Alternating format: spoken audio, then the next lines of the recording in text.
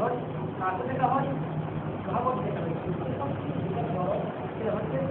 এখানে জিম্মাদারি তারা পায় হ্যাঁ যাতে আমরা হাতে কোনো কাজ করতে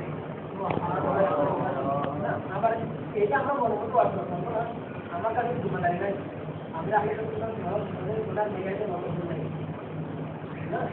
আর যারা কালকে আসতে জানাই তার কালকে কাজে আমার যেমন এটা বলছিল যিনি আগে এখানে ছিল কিংবা তখন শুনেছিল বলতে এ পারবে নাকি এ পারবে না এরপর কথা বললাম অথচ দেখেন উনি আসার পর আজকে বিশেষ একটা আজকে রাত্রিতে কাজ করছে একমাত্র ওরা অবদান কিন্তু উনি যখন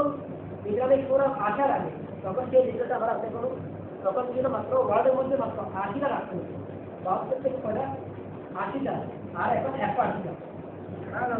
কাজ দিয়ে কোনদিনও কত কাজে যায় এগুলো একমাত্র আল্লাহর ওলিরা জানে হ্যাঁ তো আমরা এটা লিখে থাকি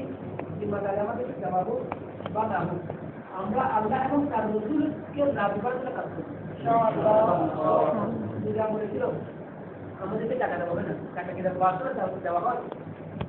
দেওয়া হয় অনেক আছে এটা আমি করছি না আসেন আপনি আপনার ফ্যামিলিকে আমি গ্রহণ করবো আপনাকে আমি গাড়ি দেবো আপনার বাস চলাচল সব আমি দিয়ে দেবো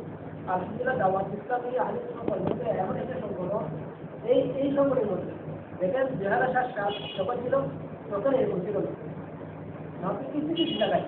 এখন বর্তমানে দাওয়াত ইসলামী আজকে বাংলাদেশের ৬৪টি জেলায় এমনভাবে নেটওয়ার্ক করেছেন একটা জায়গাও কিনা খালি প্রত্যেকটা জেলার প্রত্যেকটা জায়গায় দাওয়াত ইসলামী করে একমাত্র কি প্রত্যেকের কষ্টের বিনিময়ে আরেকটা যেটা মানে দাওয়াত ইসলামী মাদানী তাদের একটা সহযোগিতা যেমন মনে করেন যে আমার ভাই একটা মজুর তো স্বাভাবিক